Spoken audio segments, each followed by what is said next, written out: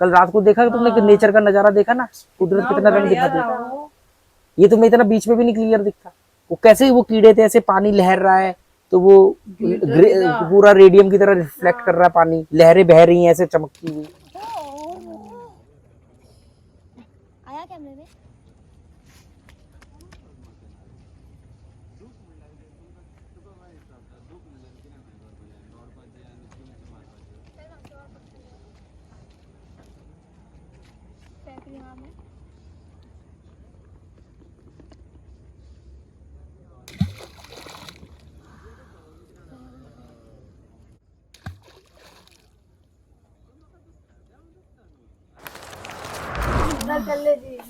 देखो पानी किसके आंखें। तो दिल्ली में खूब छोले कुलचे खाए?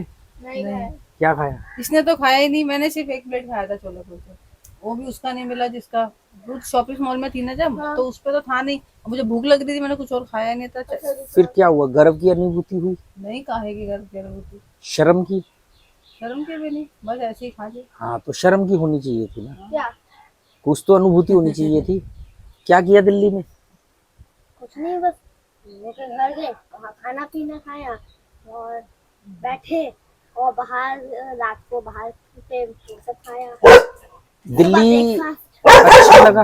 हाँ? दिल्ली अच्छा लगा? नहीं, ये तो वहाँ देख के कल यहाँ रह के लगता है कि दिल्ली अच्छा है, लेकिन नहीं, वहाँ जाके एक्सपीरियंस किया कि वहाँ पे हॉर्न सुन सुन के कान पक गए, बिना मतलब के बजा रहे लोग। और यहाँ आने के बाद तो वो बहुत ज्यादा नोटिस में आते हैं कि यार क्या हो रहा है ये सब। ये तो तुम लोगों को अच्छा था कि बारिशें मिल गई तो मौसम हाँ, ठंडा था, अच्छा हो गया। नहीं तो लू चल रही थी। हाँ। और लू के हिसाब से मैंने तुम्हारा सिर्फ 5-6 दिन का किया था। अगर मान लो मौसम ठीक होता तो और 2-4 दिन बढ़ा देता। नहीं, अगर बारिश भी हो रही होती तो और प्रॉब्लम हो जाती, किच किच किच पानी भर जाता है जगह। तो तुम मेट्रो से आए हो, एयरपोर्ट तक अगर आते ना कैब से, तब दुखी हो जाते। वही इसीलिए तो मैंने मेट्रो करी। शुरू में तो दोनों फ्लाइट छूटती ना, मेरे को बड़ा मजा आता। ये तो शुरू में इरिटेट होने लगे कि मेट्रो में रश हो रखा है, कहाँ मुझे कैब से आना चाहिए था। फिर जब जाके इन्होंने धोलकों के आसपास लाइनें देखी गाड़ी की, तब बोले अच्छा हुआ मेट्रो से ही आए। वो लोग ना, ये जितने भी लोग है ना, ये मानसिक बीमार है। मतलब ठीक है, अगर आप एक दिन गए, आप जाम में फंस गए, आपको लगा कि ठीक है यार काम था कुछ था, दूसरे दिन तीसरे दिन आप 15-15 साल से रोज ट्रैफिक जैम में फंस रहे हो और आपको इससे फर्क नहीं पड़ रहा है। मतलब आपने परेशानी से दोस्ती कर ली।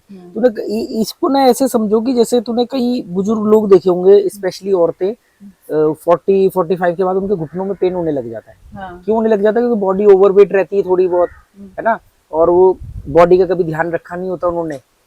तो उनको आप बोलो ना कि यार आपके घुटनों में दर्द है, तो बहुत खतरनाक चीज है, आगे जाके बहुत बढ़ेगी। और ये इतनी कॉमन चीज हो गई है कि गवर्नमेंट ने हेल्पलाइन तक इसकी जारी कर रखी है। आप इसका इलाज क्यों नहीं करवाते? हाँ कराऊंगी। वो कराऊंगी में उनके 10-15 साल निकल जाते, पूरी लाइफ निकल जाती, क्योंकि ना वो उस दर्द के यूज टू हो चुके होते हैं। सही बात है। ऐसे ही दिल्ली के लोग शोर शराबा, इनसे बात कर लो ना, हाँ समस्या तो है भाई, समस्या तो इलाज क्यों नहीं ढूंढता? मैं क्या कर सकता हूँ? और इलाज क्या है? दुनिया भी तो जी रही है, तो दुनिया गुलाम भी तो है, दुनिया कायर भी तो है। तो ये जो चीज है ना, इनको उससे प्रॉब्लम तो है, पर प्रॉब्लम से प्यार हो गया, यूज टू हो चुका है। जो फ्रस्ट्रेशन मेरे अंदर आती है दिल्ली में जाके या दिल्ली जैसी जगहों पे जाके, वो इनके अंदर, वहां के लोगों में नहीं आती है।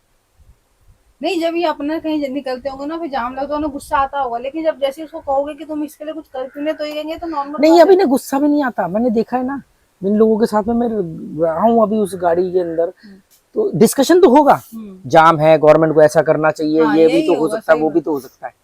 भाई ये तो 15 साल से, अभी जब मैंने वो दिल्ली ट्रैफिक का वीडियो डाला तो कई लोगों को, वहां वालों को बड़ी मिर्ची लगी, दिल्ली वालों को। तो उन्होंने अरे नहीं, ये तो यहाँ पे फ्लाईओवर बन रहा है, अच्छा ठीक है ये वाले एरिया को स्किप कर देते, मतलब पूरी दिल्ली में कहीं जाम नहीं लगता।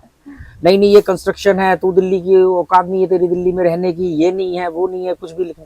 अरे भाई मैं 25-30 साल से तो मैं देख रहा हूँ दिल्ली में कंस्ट्रक्शन चल रही है, और अगले 100 साल तक कंस्ट्रक्शन ही चलती रहेगी।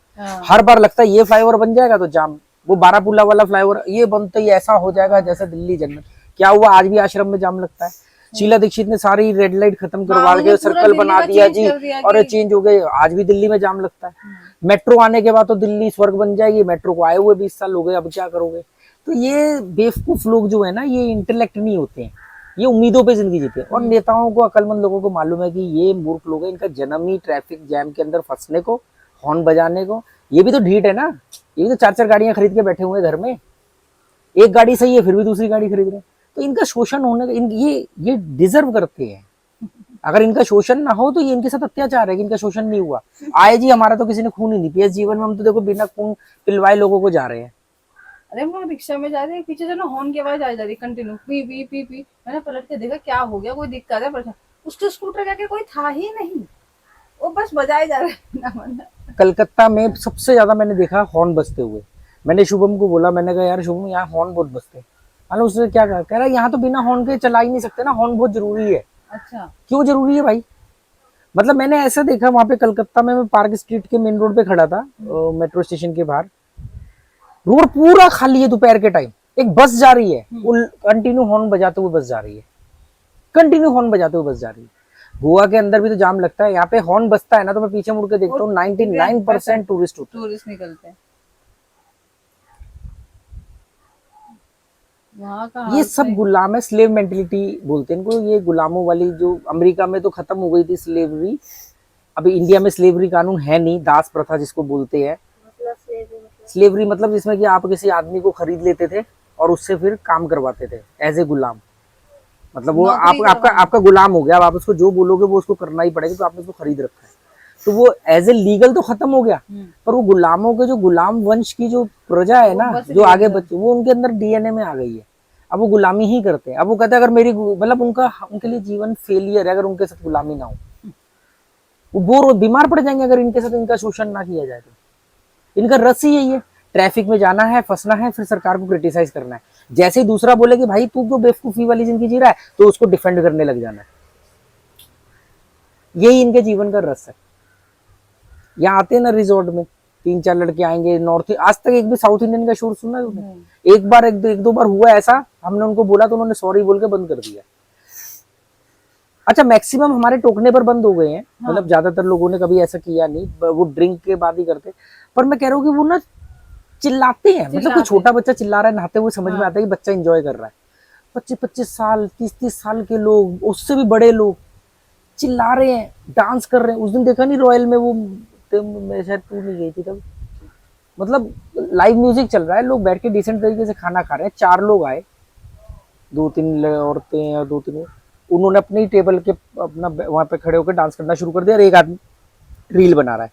फिर जिसकी रील बन रही है फिर वो डांस करने लगा, बाकी के उसकी रील बना रहे हैं। उधर लाइव म्यूजिक चल रहा है, कुछ नहीं देख रहे। लोग कैमरे लेके पहुंच जाते हैं तुरंत ही, वो देखते ही नहीं है। मैं क्या करता हूँ, थोड़ा सा रील बनाता हूँ, उसके बाद में मैं खुद उसको फील करता हूँ। अगर आप रिकॉर्ड ही करते रहोगे तो आप एंजॉय कैसे करोगे?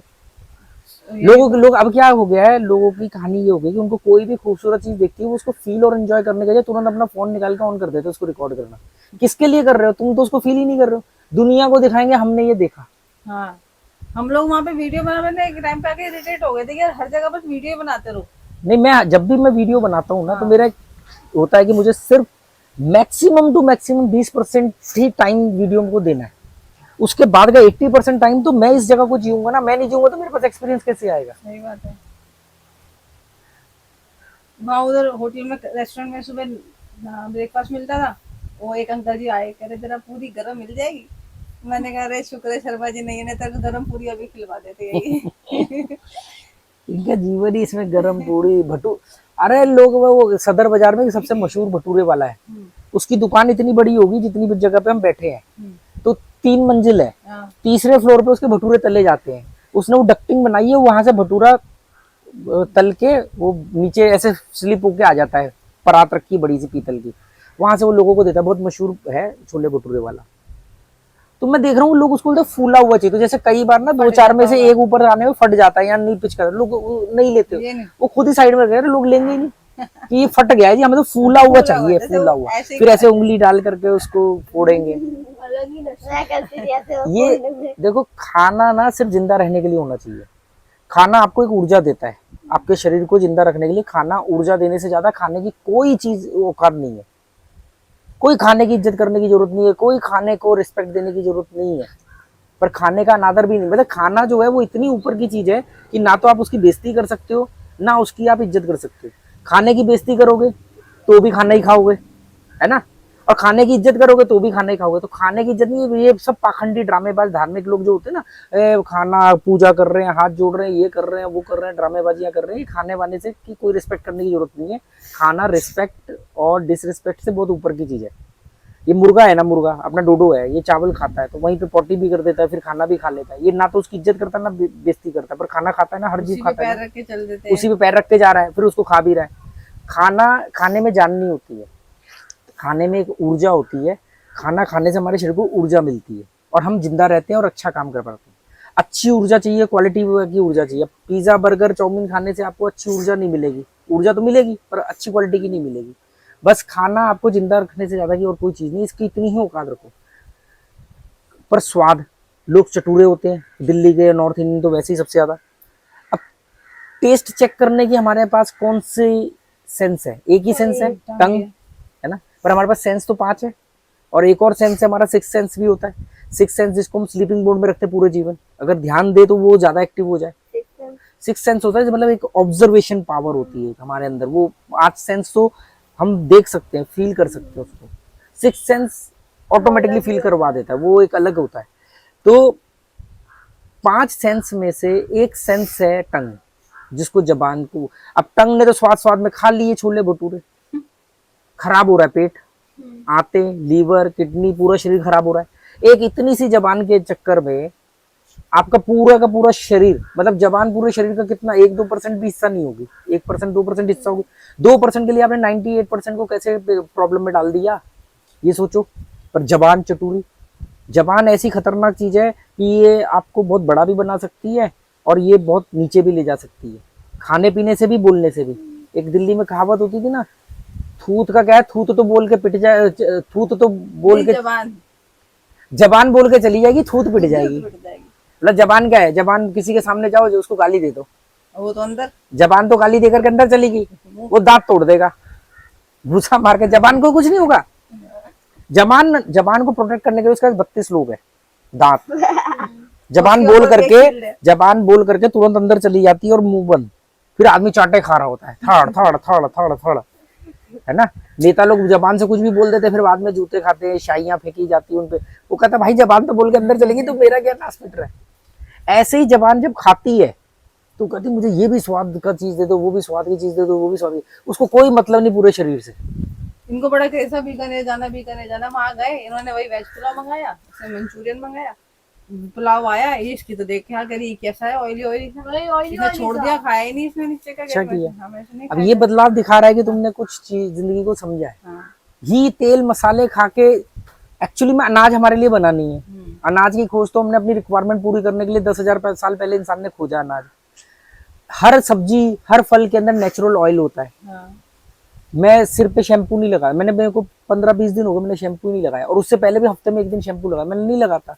हमारी स्किन में एक नेचुरल ऑयल होता है हमारे बालों के लिए, हम उसको केमिकल से क्लीन करते हैं, साफ के नाम पे केमिकल होता है शैम्पू में। वो उस ऑयल को काटता है, पूरा सूखा सूखा हो जाता है। वो ऑयल चाहिए होता है बालों को, फिर डैंड्रफ हो जाता है, तो फिर उसके लिए इलाज कराते रहो। तो मैंने कभी भी शैम्पू हफ्ते 10 दिन में एक बार लगाता था, अब तो मैंने वो भी लगाना बंद कर दिया। ये ऋषि मुनि की संतानें और ऋषि मुनि और पता नहीं क्या क्या, ऋषि मुनि कौन सा शैम्पू यूज करते थे?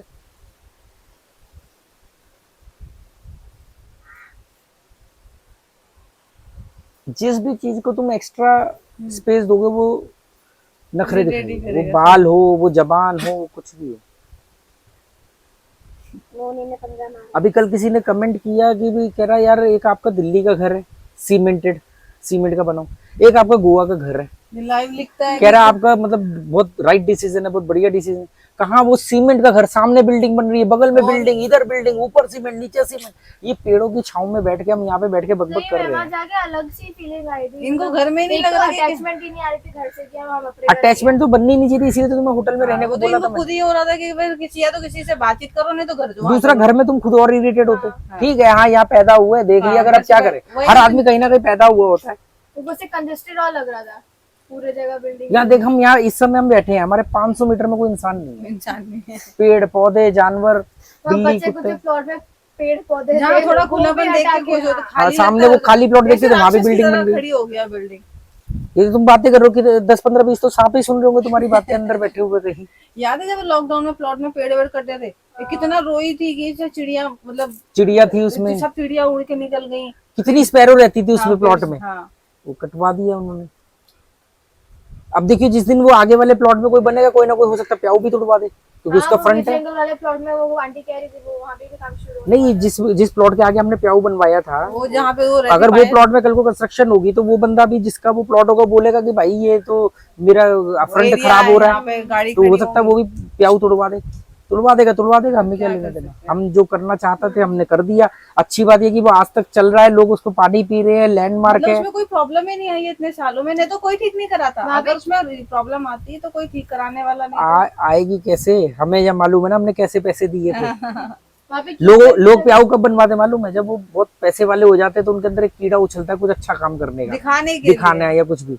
हमने मतलब तुझे मालूम है, तुम्हें पता नहीं, तुम तो छोटे थे जब वो प्याऊ बन रहा था तो वो कुछ बनने में 11-12 दिन लगे थे। हम दिहाड़ी देते थे उसको। उसने कहा था मेरे को रोज पैसे चाहिए, जो ठेकेदार और एक मिस्त्री आता था।